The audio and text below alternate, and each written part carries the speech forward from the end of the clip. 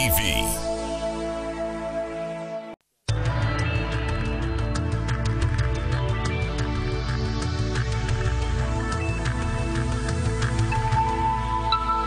This is NTV.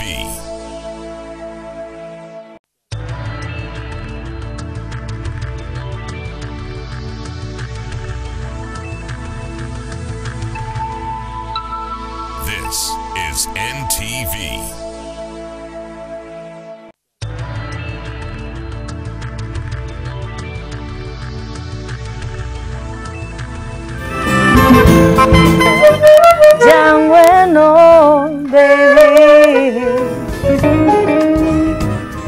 To be honest, it's one of the most scary genres of music for me.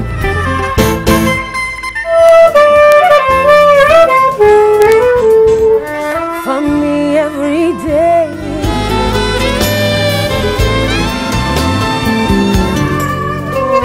Irifemasi nisu tadi magero.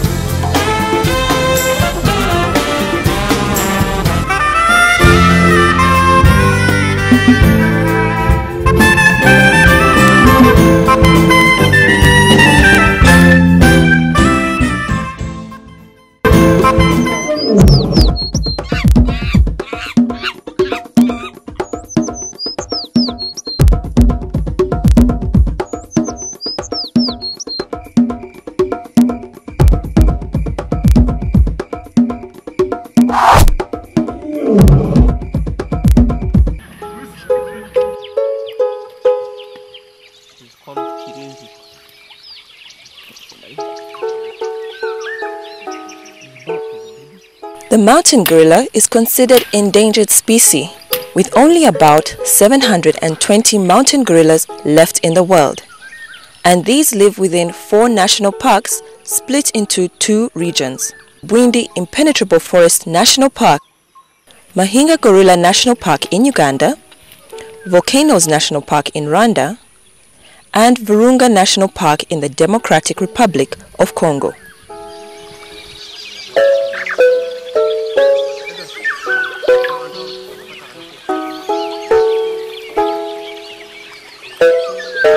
The gorilla is the largest of all living primates and has a robust build with long muscular arms, a massive chest, and broad hands and feet.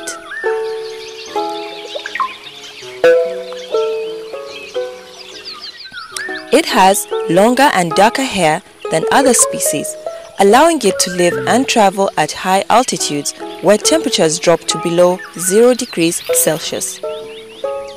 The gorillas can be identified by nose prints unique to each individual.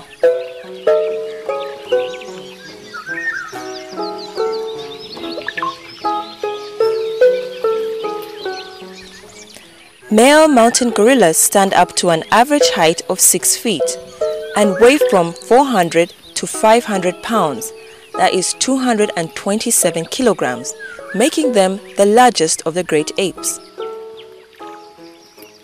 Adult males are called silverbacks because they develop a streak of silver hair on their backs with maturity. The silverback is the leader and the ultimate protector of his band. The mountain gorilla is most active.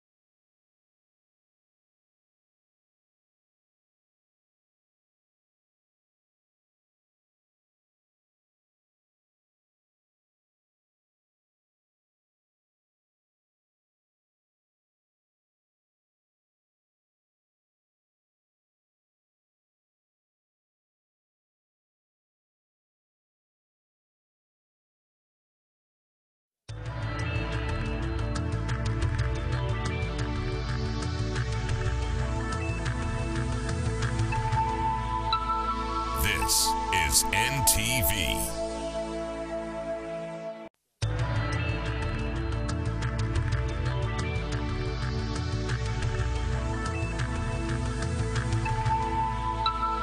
This is NTV.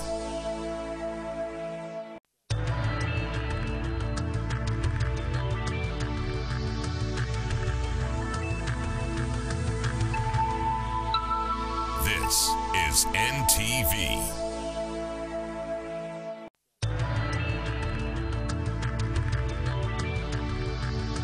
This is NTV. Are living with HIV. Are we losing the fight against HIV? New survey confirms HIV prevalence on the increase yet again in Uganda.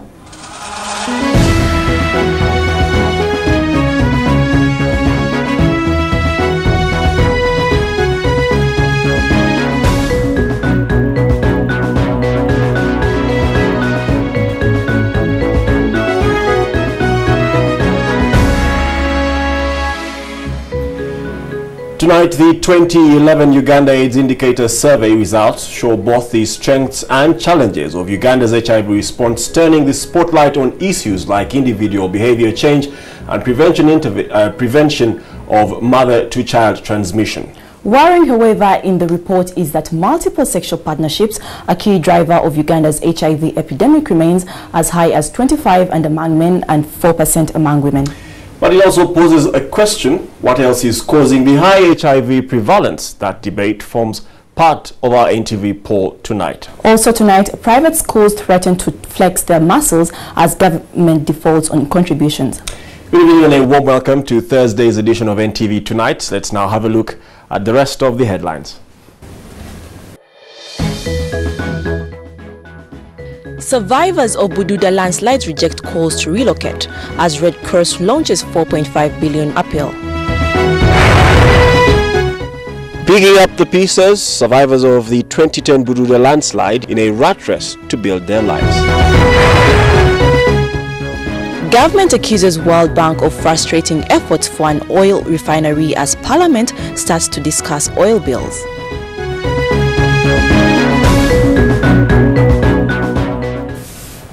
A very good evening and thank you for joining us here on NTV Tonight. I am Faith Ariho. I am Gabriel Epeno. Welcome to the program.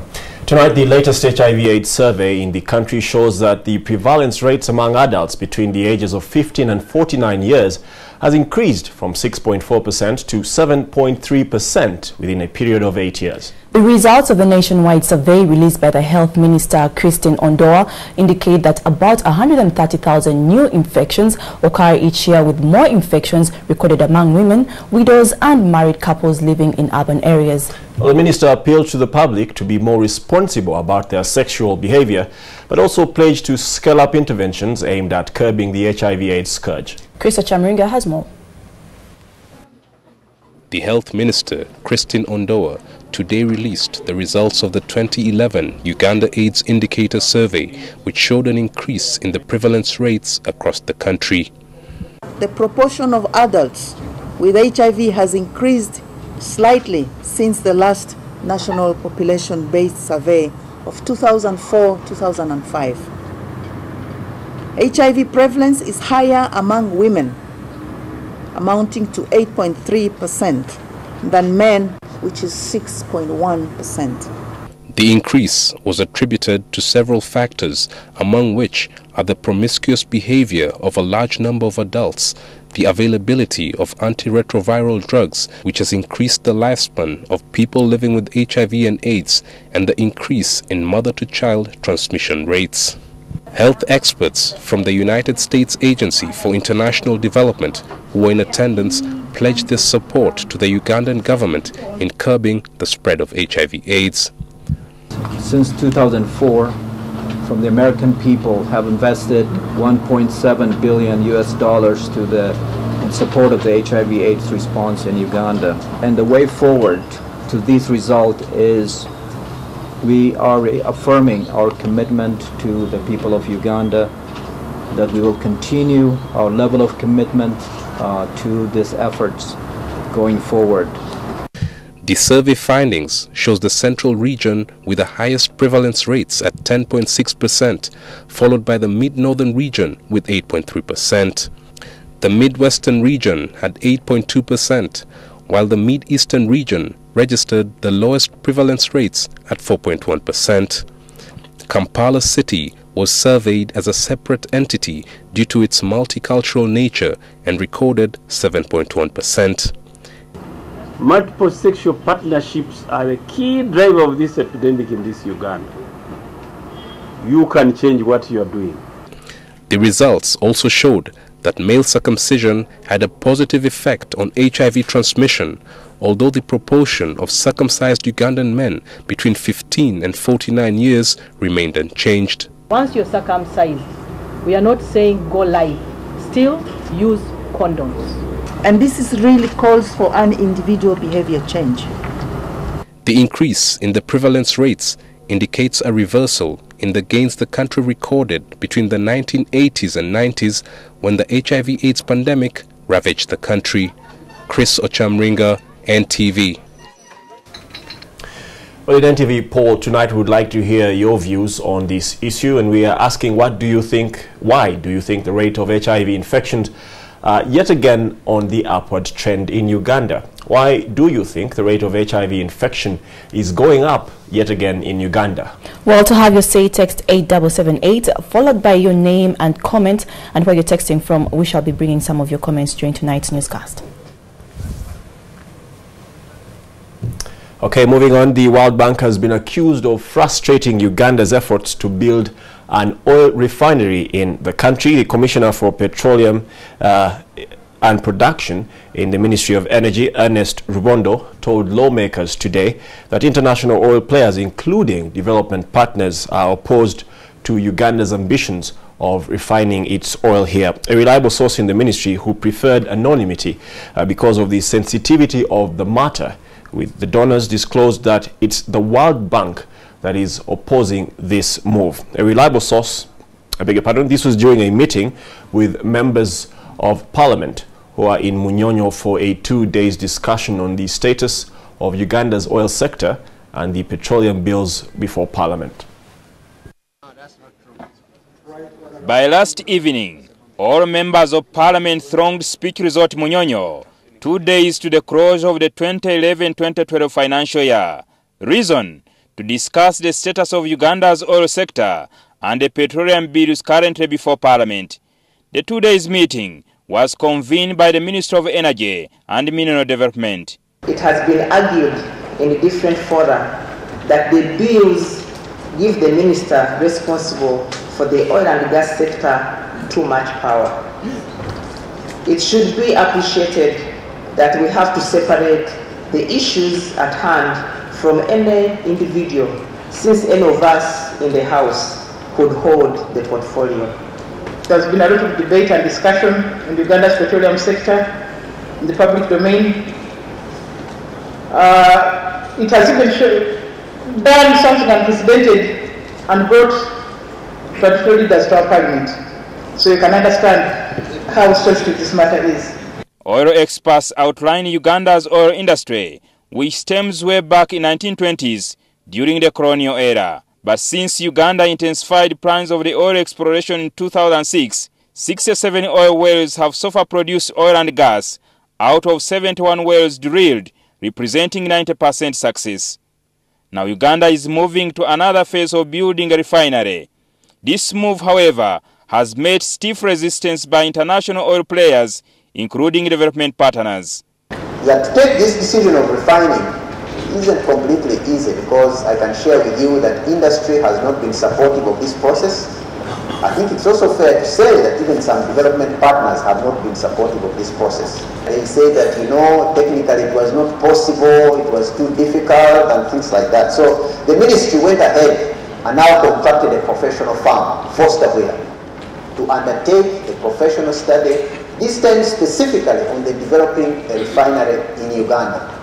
Though Rubondo declined to name those frustrating Uganda, a reliable source in the ministry who prefers to remain anonymous because of the sensitivity of the matter with the donors, disclosed that the World Bank opposed to the construction of the refinery. The World Bank is one of the Uganda leading donors.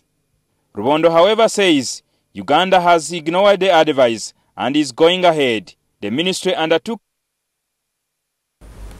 Now, nearly 2 years later, the landslide survivors from Buda, who agreed to be relocated by the government to Chiliandongo after the 2010 landslide, are still trying to settle in. Over 2,500 people, according to the government statistics, are now residing in Chiliandongo district, which the new occupants prefer to call Buda too. Their main concerns remain food, water and shelter, and because of this, many yearn for the former Buda, which is rich in fertile soils. I really invite you to go to Chiliandongo and see how happy those people are. And off to Chiliandongo district, we go through this border point to see how the people from Buda are coping after the March 2010 landslide. Near such beautiful scenery, about 40 kilometers off the main road from Bweyale town, is Panyadoli, the Baduda's new home, which they prefer to call Buda too. Initially, it was inhabited by the Sudanese who left the land bare and uncultivated.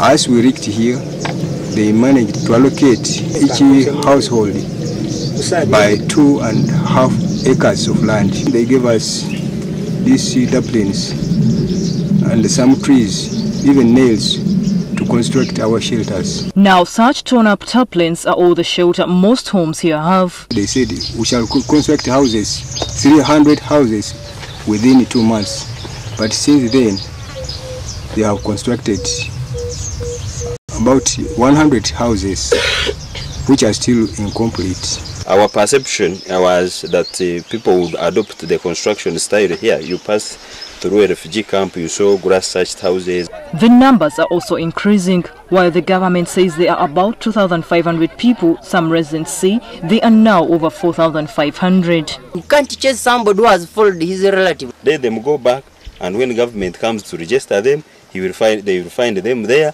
and they register them and take them to any place officially. Driving through Buda too, you get to see a lot of maize plantation. This is grown by most of the Baduda here, the easiest crop to get. The gardens of maize is now withering because of much sunshine. Even the potatoes are drying up. The last resort cassava, which stands better the climate changes, the Ibimoni is grown by very few people. Hunger looms. It is their worst experience in this new territory. They are hungry, but I don't think some of them might have some little food, then others use the local mechanism to get food by working here and there. Indeed, from the gardens they come, totally worn out, but they have not been in their own gardens. The people move here to go there to Bacholi, to dig or to do research. The food is a medium of exchange. This is their main trading center from where they sell the hard and cassava or any other food with which they are paid for their labor. This pregnant lady has been paid with a sack of cassava after farming a 2.5-acre cassava plantation for 2 weeks. A sack of cassava goes for about 70,000 shillings. She'll sell off some to get money for basic commodities, and the rest she'll eat with her family. This lady will not just let go of the rope just yet. In fact, she's going to stand here all day to sell this cassava. Most of it is still in the sack. Why? Because when she puts it out here, the children will steal it away. But why do they steal it? The hunger is just way too much. This old man was buried by the soils that covered some Buda residents in 2010. Most of his family died. He survived, but while he appreciates being away from landslides, his stomach does not appreciate the hunger he's experiencing here. His equally aged wife can't do much cultivation. We hope so much that not later than 1 month there will be food here. Why die a hungry man when you can die a satisfied one? Is a question most will not stop debating about as they compare former Buda to Buda too. However, they are all willing to stay as long as the government can give them supplies to last until their gardens yield enough crop once again. Florence Nalimba, NTV Panyadoli, Chiliandongo district. The plight of those relocated to that area following the 2010 Buda landslides. Thank you, Florence. We'll go for a short break right now, but here's what you can expect when we return. Private schools threaten strike as government defaults on contributions to universal education. And on Eco Talk tonight, how one real estate developer is thinking green. NTV Tonight continues after this short break. See you shortly.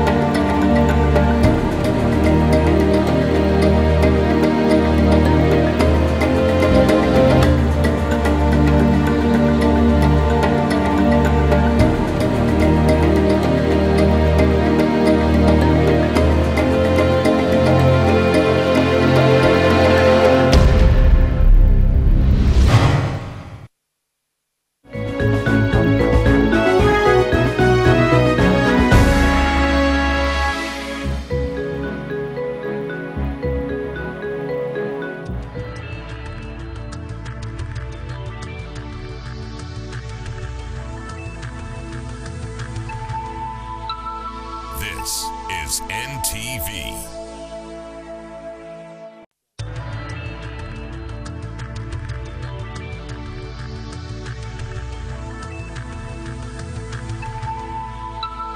This is NTV.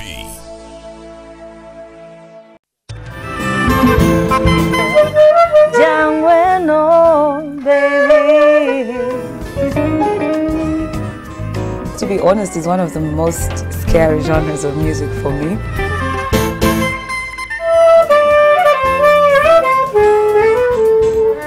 For me every day.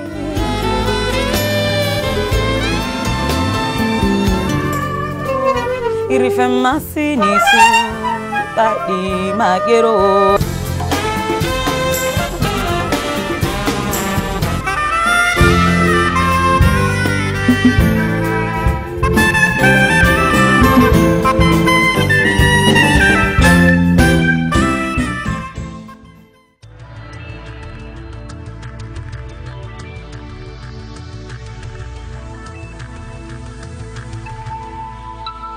This is NTV.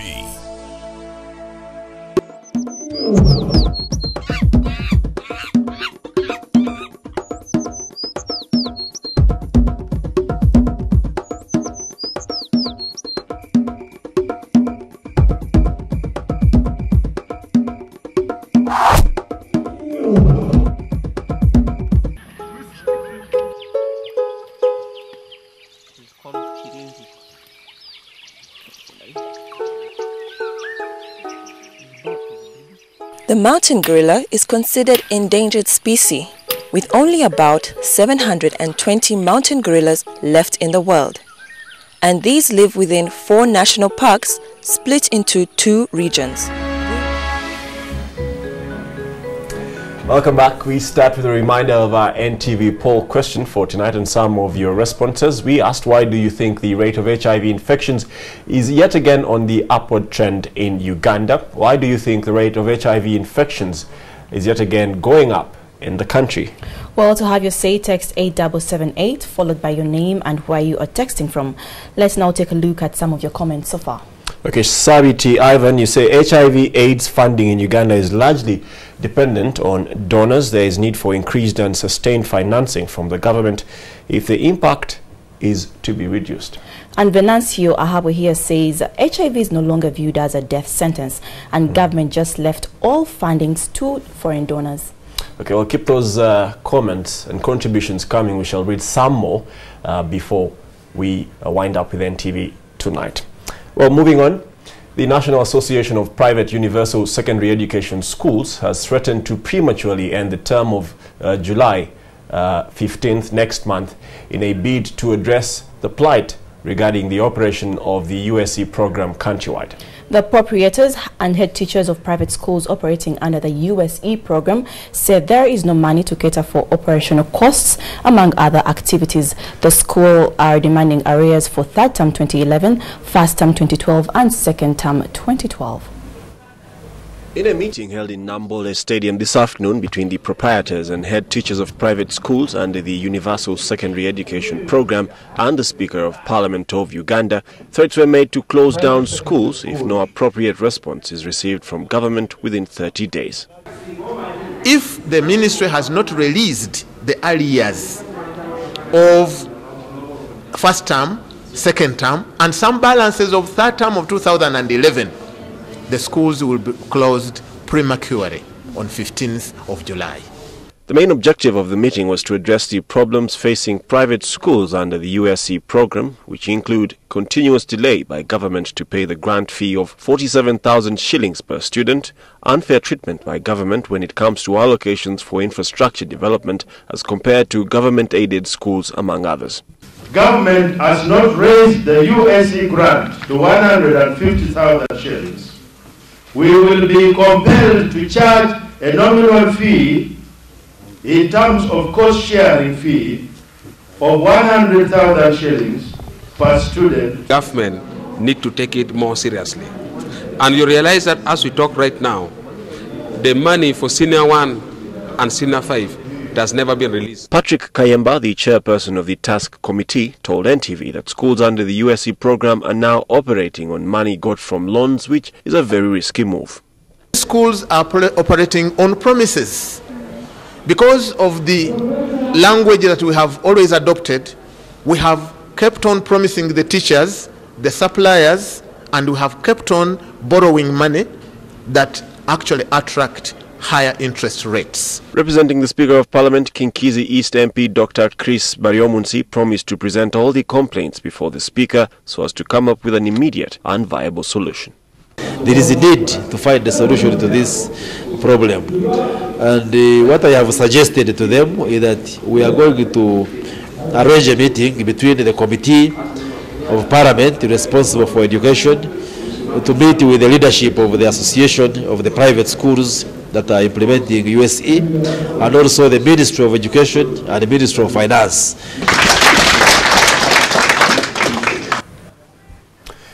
The real estate business in Uganda is now a trend, with many investors taking to building estates and houses in vantage areas of the city. Usually, the natural scenery is sacrificed to pave way for concrete in the push for permanent structures. But for one developer, the struggle to set up an estate and maintain the natural state of his land, which is partly a wetland, has seen him compromise in the struggle to practice sustainable development. Craig Kadoda reports in this week's Eco Talk.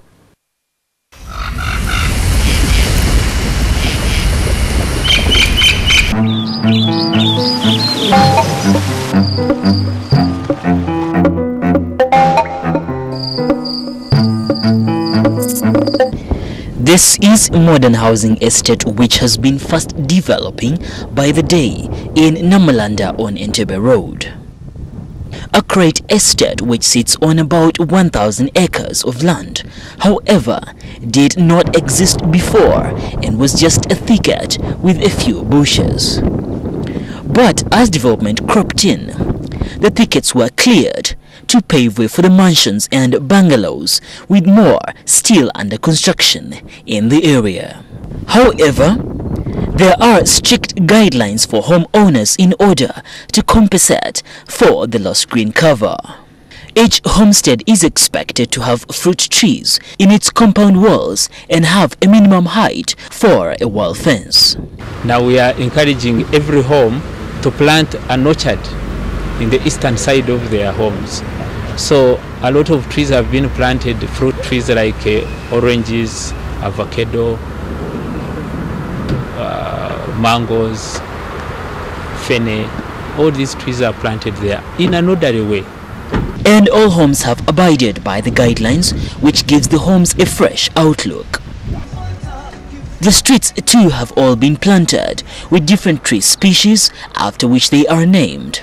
There is also less use of tarmac to enable the roots to penetrate the earth's crust. Further down the estate is an area that is a wetland and sits on over 100 acres that has since developed. Usually what happens with people who acquire land that is located in wetlands is that they reclaim the land so they can be able to put up permanent structures. But what has happened in this particular case is that the natural state of the wetland has been maintained, especially with the artificial pond which was set up right behind me, which happens to sit right in the middle of a beautiful golf course. We realized that we needed to preserve a lot of water in our area. We found out that there were already streams originating from that land, so we said for every stream before it leaves our area, we have to keep as much water as it produces every year. So there are 12 streams. That means now we have 12 ponds. Streams, however, still flow through the land, providing water to the tree species that are now spread out across the golf course. The original indigenous trees were left standing, with a few modern species recently planted to replace the tree cover that was cleared for the golf course. The water streams lead through to another piece that has since been converted into a vegetable garden, where a variety is grown in the waterlogged soils. The water that we are using for irrigation comes from the ponds, which ponds we had created to get clay that we have used to roof our houses. So it's a cyclic. We benefit from the water through irrigation, and the fish that is in there, we supply it to the residents, and yet the same water is used to irrigate the vegetables growing there. The communities around the area now draw water from the ponds and have opted not to build temporary structures in the area but grow vegetables instead. Greenhouses too have been set up for modern tomato farming. But not all of the wetland has been developed. There is an area of about 70 acres that has been left untouched for those that enjoy nature and is a habitat for some animals. We had to preserve a lot of land purely because it had species that are rare. One of the trees that is in that nature park is a raffia palm, which has the biggest, longest and widest leaf on earth. The process, however, has not come easy and at a cost that the developer does not regret because of the importance of the ecosystem and the need for sustainable development. Environmental authorities encourage construction in environmentally sensitive areas only if it will conserve the environment for generations to come. Craig Kadoda, NTV, EcoTalk.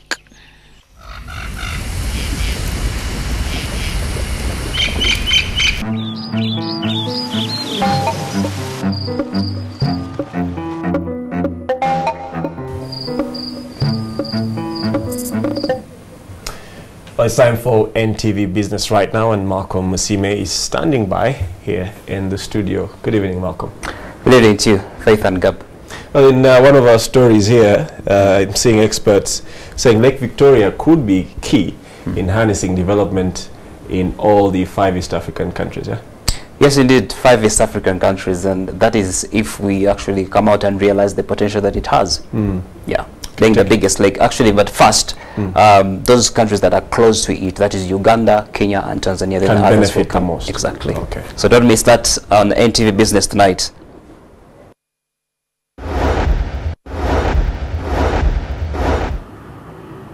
Every attempt is being made using our own resources in the country, and the minister will tell you that next financial year government has provided funding for a next 100,000 people to be put on treatment.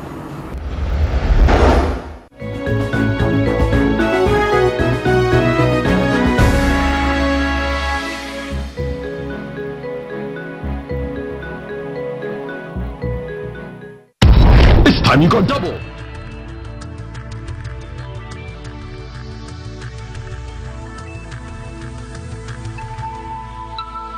This is NTV.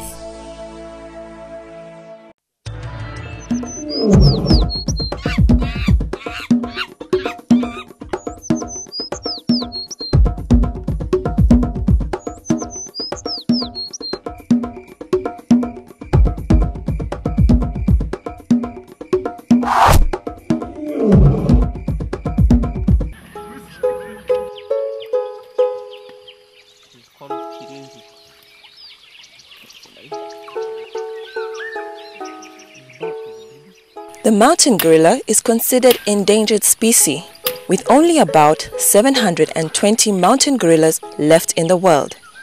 And these live within 4 national parks split into 2 regions: Bwindi Impenetrable Forest National Park, Mahinga Gorilla National Park in Uganda, Volcanoes National Park in Rwanda, and Virunga National Park in the Democratic Republic of Congo.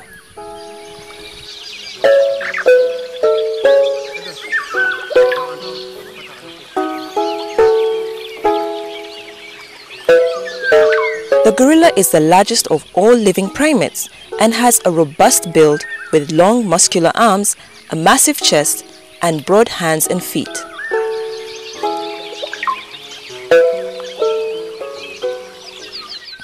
It has longer and darker hair than other species, allowing it to live and travel at high altitudes where temperatures drop to below 0 degrees Celsius.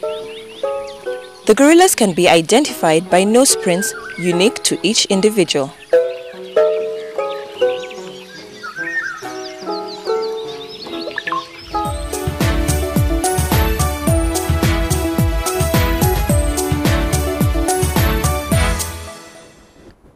Good evening, I'm Marco Musime and welcome to NTV Business. For tonight, Uganda Revenue Authority has released its revenue performance brief for May, which reveals a 22.1 billion shillings deficit, casting a gloomy picture on the capacity of the tax collector to meet its target this year.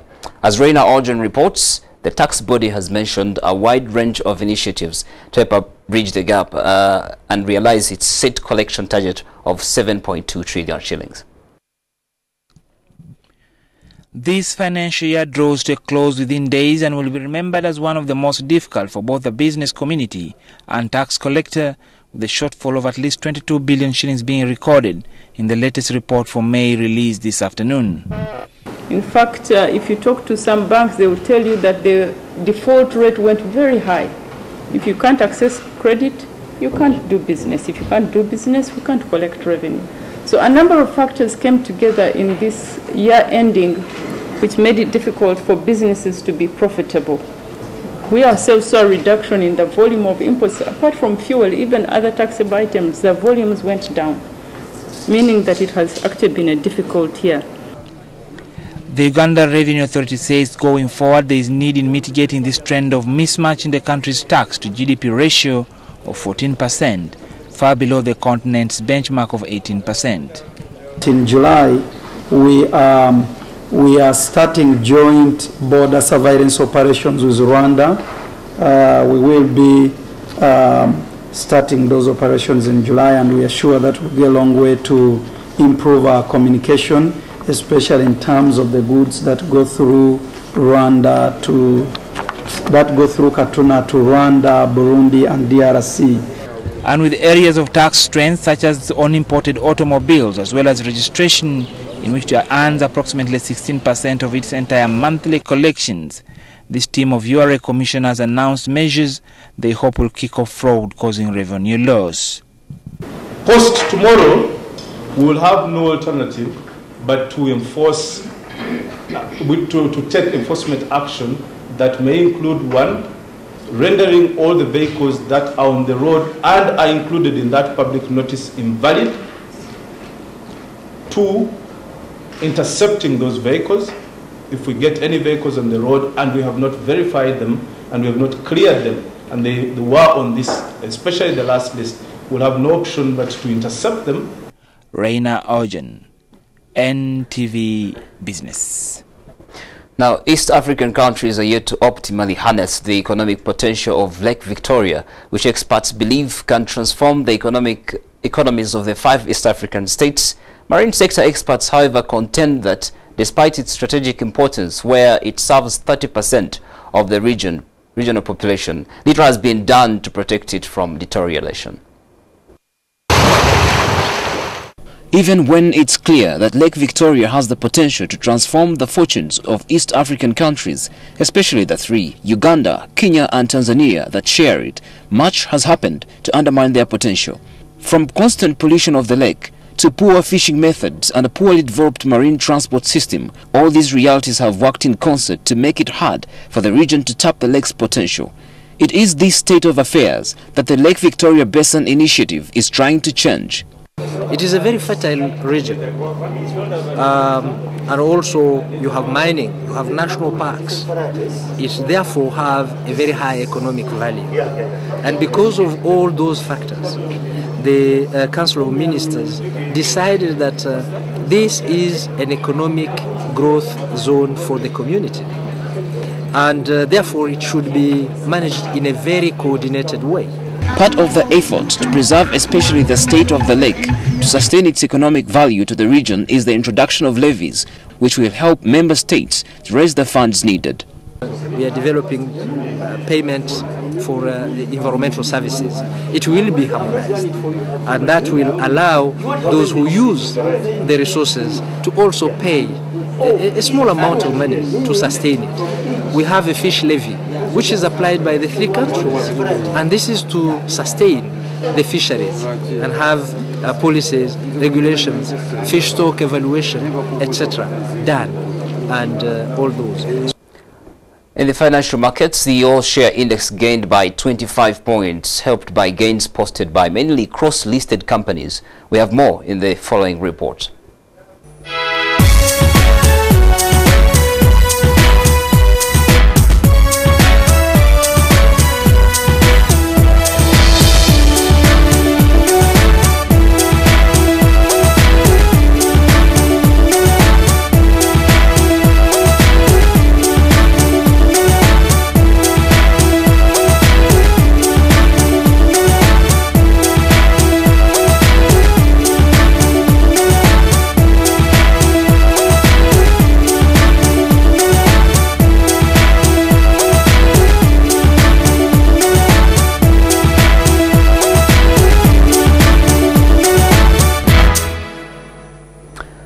And finally, in NTV Business for tonight, Prime Minister David Cameron has said that the Barclays Bank management has serious questions to answer over how it manipulated banking lending rates. Barclays was fined £290 million after an investigation into claims that several banks manipulated the labour rates at which they lent to each other. Regulators say that Barclays Bank manipulated how it reported the interest rates at which banks lend to each other to benefit their traders and financial status. As the pressure increased, Barclays shares fell 15% during the morning. The bank had acknowledged on Wednesday that its actions between 2005 and 2009 had fallen well short of standards. Investigators say that Barclays traders lied to make the bank look more secure during the financial crisis and sometimes working with the traders at other banks to make a profit. Other banks are still being investigated by UK and US regulators about their role in the affair. And that winds up NTV Business for tonight. Thank you for watching at your time. I'll hand you over back to Gabriel and Faith. Thank you, Malcolm. See you tomorrow. Now Joel Kamadi is here to take us through sport. Joel, what do you have for us today? Thank you, Faith. Thank you, Gabriel. Now tonight, FIFA officials conclude their working visit to Uganda with caution on the managers of the Uganda Super League to abide by the new provisions or relinquish the power of managing the national premier competition. I'll be giving you this in sport up next.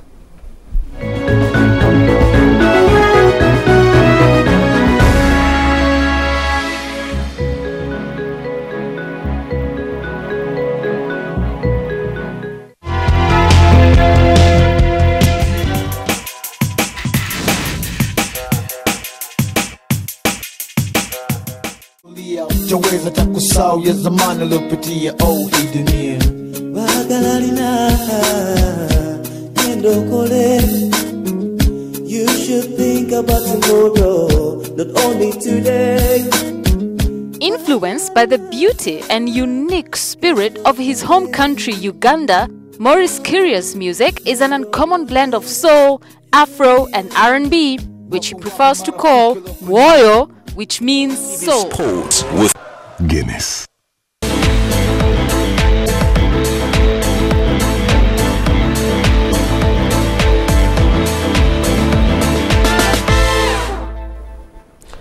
Good evening and welcome to NTV Sport. I am Joel Kamadi. Now, the world middleweight title contest between Moses Golola and Zamboki Mate of Hungary is just a few hours away, and the organizers are looking to an exciting fight as both fighters have promised to register a knockout in a 10-round competition. 7 undercard fighters will grace the highly anticipated bout, to be judged by officials from Kenya, Tanzania and Zambia, and is to be overseen by the president of Britain's Kickboxing Federation.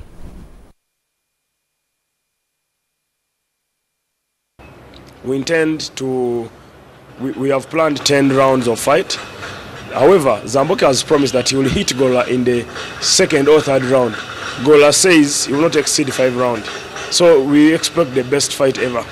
The supervisor of the fight is the English, the England Association, Kickboxing Association president, who is in the country to oversee the fight and round over the belt. We have 4 referees, one from Kenya, another one from Zambia, and then the other 2 are coming from Tanzania. We have undercuts. We shall have 2 boys from Zambia, 2 boys from Sudan. So we intend to have about 6 undercuts before the fight. Now, FIFA officials conclude their working visit to Uganda with caution on the managers of the Uganda Super League to abide by the new provisions or relinquish the power of managing the national premier competition. The proposed amendments include relieving the FIFA president from choosing the executive and having all the Super League clubs represented in the National Football Assembly, as Alfredo Dong reports. FIFA Development Officer Ashford Mamelodi, Primo Cavaro, Nicolas Valikos were part of the World Football Governing Body's team that met clubs, FIFA and government officials over the management of football in Uganda. The team maintained their concern over the weaknesses of the FIFA and Uganda Super League statutes that have led to the continuous problems in the administration of football. They have called on the FIFA Assembly to include an article in line of the international statutes discouraging members from taking disputes to ordinary courts of law. If USL is not buying the new trend, then we would ask FIFA, okay, go and organize your own league. There we wanted the chairman, all stakeholders, the clubs, and to send this message. And it was important to have them on board. And I hope they understood. They have also insisted on having all the chairmen of the Uganda Super League teams being represented in the day-to-day running of the Premier League activities. Mr. Kabenge won't be there. Maybe, won't be there, and then he's a ban. You know, all over the world you have hundreds of people banned. But, okay, never mind. Football is still running. They failed, they were banned. Too bad. The FIFA president is to stop appointing his executive, but instead have all of them elected by the assembly to avoid them from being accountable to only him. Maybe in the next 2 months, we have the assembly, the FIFA assembly, and then we can look at the proposals which have been which were raised, and then an amendment can be made. Districts are to stop being represented at the National Assembly, instead to the regional bodies that will send delegates to the National Assembly. A chain of meetings that have been held here between FIFA and Uganda Super League clubs have led to proposal to amend the constitution for both FIFA and Uganda Super League clubs. It is ensured that this will bring harmony in the running of football in the country. However, it is also expected to give FIFA more powers to treat and take disciplinary action on errant members. Alfred Odong, NTV Sport. Now, the National Club Bodybuilding Championship got underway this evening with 11 teams taking part in a one-day meet in Kampala as the governing body prepares for the Mr. Kampala contest as well as international competitions. This event is one of the several championships for the selection of the players to represent Uganda in world title competitions. The revived challenge has attracted over 50 participants vying for places in the junior and senior national sides, but also bragging rights for having claimed the titles in the national meet. Officials are eager to have their elite athletes taking on the best in the world of bodybuilding, mainly in America and Europe. The championships are ongoing, and we shall bring you the full results tomorrow in our 1 o'clock bulletin. People have traveled from all over Uganda because they are inter-clubs bodybuilding championship. So this evening we are to watch which club is the best. And we hope also to take part in the junior competitions. Those ones who win in a competition like this one can represent Uganda in the junior championships. Now, Portugal coach Paulo Bento has come to defend himself, saying his side had planned a penalty shootout strategy and Cristiano Ronaldo was down to take the 5th spot kick. Reigning champion Spain beat the Portuguese 4-2 on penalties after a goalless draw, meaning Ronaldo did not have a chance to step up. We shall be giving you that in NTV 11 later on. That's all the sport we had for you. Back to you, Gabriel. Thank you, Ja Kamadi.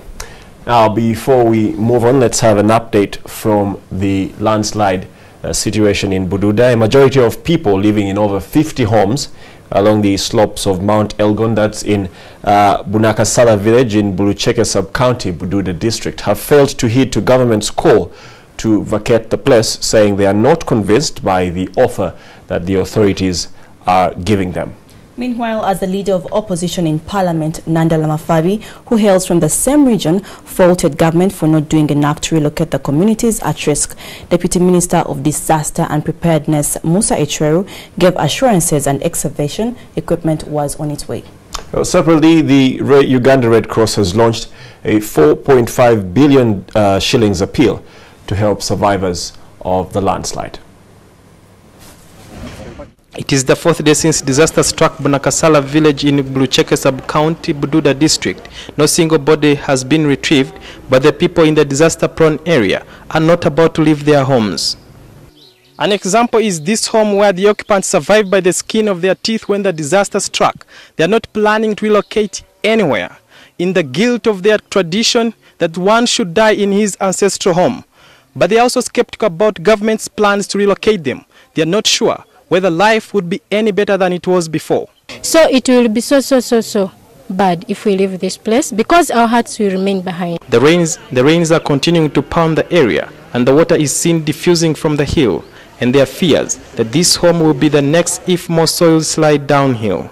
So you're telling an old man and a woman to go where? Over 112 people whose homes were washed away are staying in the neighborhoods, which are also listed among the dangerous zones. But according to the host families, each of the people received 12 kilograms of posho and about 5 of beans, an amount they say can't take them through this week alone. What they gave us yesterday, we are going to finish today, but we don't know tomorrow what you are going to eat. But what I want the country to know is that we are going to be in that region for as long as our people are in this pain. This is the house of Glover James, the chairperson of the area, who also cheated death on the fateful day, but was busy going about his business, and this time to clear the conflicting figures of the people buried under the mud. I am sure that there are 12 people who died in this landslide. I am sure, as a chairman of LC1. According to the locals, the slopes of Mount Elgon are the only fertile soils in the area, an opportunity that might haunt them if disaster strikes again. It remains their source of food to even those staying in the host families. The men in uniform and other volunteers are soldiering on to retrieve the missing bodies, but the hopes of according the victims a decent burial are nearly gone. The excavators would have come by now, removed the dead, and have the place free. But now what they want to do is that they find an excuse to say that this area now have not failed to get the people. Those who are under will bury them, and we declare this place as what? A graveyard. No, there is no politics in when our people are dead. There is no politics in this. Government is concerned about the pain. For now, the families surviving people in the area whose lives remain in absolute peril are praying to see a better tomorrow. Sudhir Biarhanga, NTV. Sudhir Biarhanga there with the latest from Buda. Well, let's now have a look at tomorrow's weather prospects.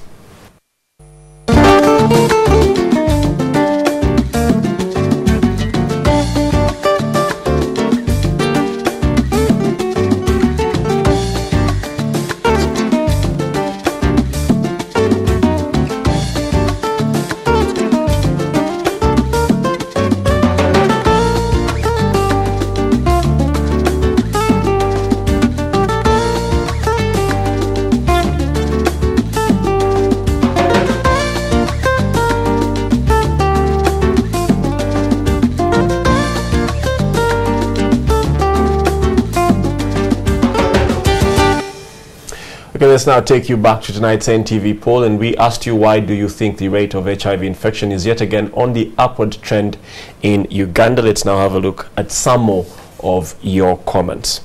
Opio Jose Linos, you say, I blame it on the tabloid media. They always come up with screaming headlines.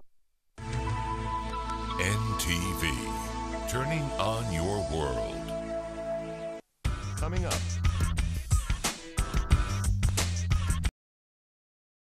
And Paul from Chirika says it's because most youths, especially girls, have taken love as a source of money to their lives, more so campuses. Well, say Guya Kasim, you say, when the effect of hopeless, you call it hopeless, strategies like circumcision set in, we shall cross the 10% mark. Promiscuity is largely driven by socio-economic imbalance. As long as people's incomes are low, no strategy is going to bring the prevalence down. And Mwesije in Bomambara says the rising moral decay and strong trust in life-saving ARVs by the majority of the Ugandans. Okay, well, thank you so much for all of your responses in tonight's poll question. We appreciate your participation. And I'll be back at 11:30 for a final roundup of the day's news. But for now, thank you so much for watching NTV Tonight. I am Faith Eriho. I'm Gabriel Penu. Have a good night and God bless you.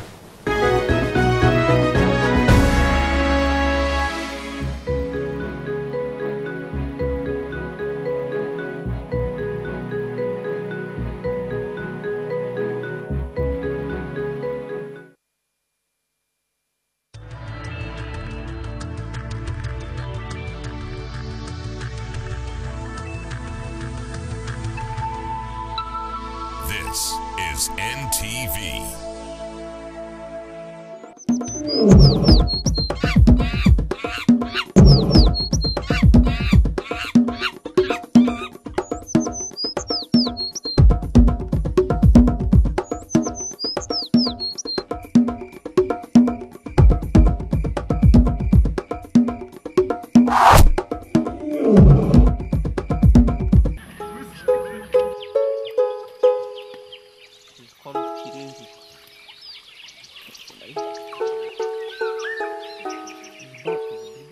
The mountain gorilla is considered endangered species, with only about 720 mountain gorillas left in the world. And these live within 4 national parks split into 2 regions: Bwindi Impenetrable Forest National Park, Mahinga Gorilla National Park in Uganda, Volcanoes National Park in Rwanda, and Virunga National Park in the Democratic Republic of Congo.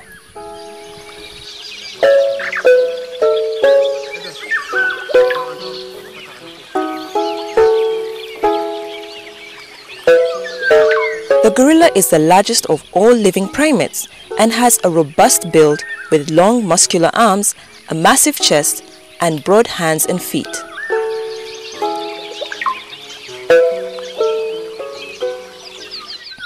It has longer and darker hair than other species, allowing it to live and travel at high altitudes where temperatures drop to below 0 degrees Celsius. The gorillas can be identified by nose prints unique to each individual.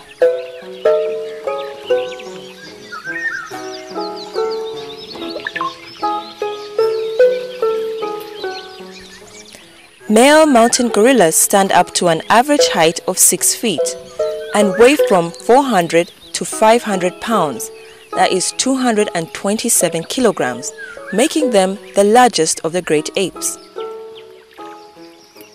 Adult males are called silverbacks because they develop a streak of silver hair on their backs with maturity. The silverback is the leader and the ultimate protector of his band. The mountain gorilla is most active between 6 a.m. and 6 p.m. Most of this time is alternated between foraging, eating, and resting. They are herbivores and consume large amounts of vegetation. Adult males can eat up to 34 kilograms of vegetation a day, while a female can eat as much as 18 kilograms.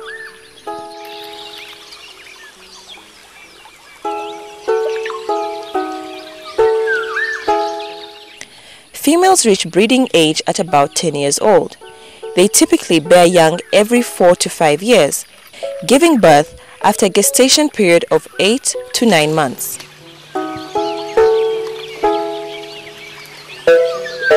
The mountain gorilla is generally shy but highly social and lives in relatively stable, cohesive groups of up to 35 individuals. These groups are made up of 1 silverback, 1 or 2 blackbacks, a few mature female juveniles, and infants.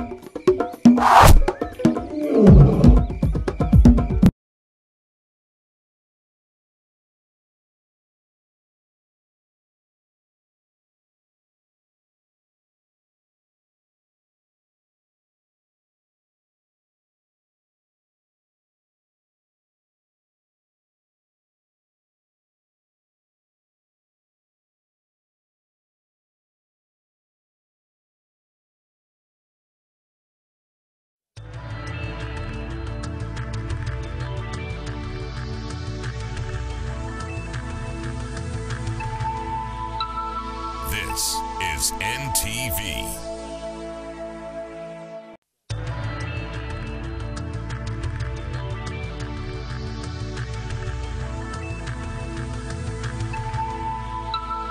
This is NTV.